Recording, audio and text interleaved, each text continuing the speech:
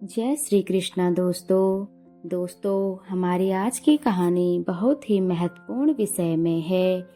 अगर आप मेरे चैनल में पहली बार आए हैं तो मेरे चैनल को सब्सक्राइब करें और लाइक कमेंट शेयर करें, जिससे कि आपको मेरी वीडियो की नोटिफिकेशन मिलती रहे। चलो अब कहानी की शुरुआत करते हैं। हमारी आज की कहानी है महादेव को क्यों आना पड़ा माँ काली के पैरों में। यह कथा पौराणिक हिंदू धर्म ग्रंथों में वर्णित एक महत्वपूर्ण प्रसंग है। भगवान शिव को माँ काली के चरणों में आना पड़ा था। एक बार दो दैत्य शुभ और अशुभ ने अपनी शक्ति के बल पर स्वर्गलोक पर अधिकार कर लिया। वे देवताओं को परास्त कर स्वर्गलोक से बाहर निकाल देते हैं। सभी देवता भगवान विष्णु और महादेव से प्रार्थना करते हैं कि वे उन्हें इस संकट से मुक्त करें। देवताओं की प्रार्थना पर माता पार्वती के शरीर से महाकाली प्रकट होती है और वे दैत्यों का संहार करने के लिए युद्ध छेड़ देती हैं।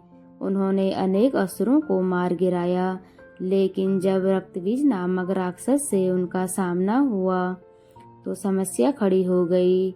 रक्तबीज को यह वरदान प्राप्त था कि यदि उसके रक्त की एक भी बूंद भूमि पर गिरेगी तो वहां से हजारों नए रक्तबीज उत्पन्न हो जाएंगे। माँ काली ने अपने विकराल रूप में रक्तबीज का वध करना शुरू किया, लेकिन जैसे ही उसका रक्त भूमि पर गिरता वैसे ही नए नए रक्तबीज पैदा हो जाते। तब माता काली ने एक उपाय निकाला।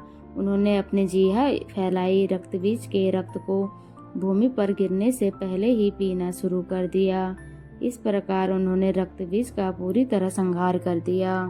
लेकिन रक्तबीज के संहार के बाद भी माँ काली का प्रकोप शांत नहीं हुआ। वे विकराल रूप धारण कर पूरे ब्रह्मांड में तांडव करने लगी। उनकी यह प्रचंड शक्ति पूरे विश्व को नष्ट कर सकती थी। देवता घबराकर भगवान शिव से प्रार्थना करते हैं कि वे माँ काली के क्रोध को शांत करें। भगवान शिव माँ काली के सामने प्रकट होते हैं, लेकिन क्रोध में अंधी हो चुकी काली माँ उन्हें भी नहीं पहचानती और अपने तांडव में मग्न रहती है। तब शिव जी देखते हैं कि काली का प्रकोप थमने का नाम नहीं ले रहा है, तो वे एक अनोखा उपाय करते हैं। वे सीधे माँ काली के चरणों में लेट जाते हैं। जैसे ही माँ काली का पैर शिव जी के शरीर पर पड़ता है, उन्हें होश आ जाता है। वे तुरंत अपने क्रोध से बाहर आती हैं और लज्जा से भर जाती है। जब माँ काली को एहसास होता है कि उन्होंने अपने पति महादेव के ऊपर पैर रख दिया है, तो वे ग्लानि से भर जाती हैं। और यही कारण है कि काली माता की अधिकांश मूर्तियों और चित्रों में उनकी जीभ बाहर निकली हुई दिखाई जाती है।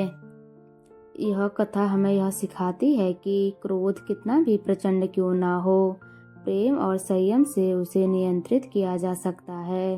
भगवान शिव का यह रूप त्याग, धैर्य और करुणा का प्रतीक है।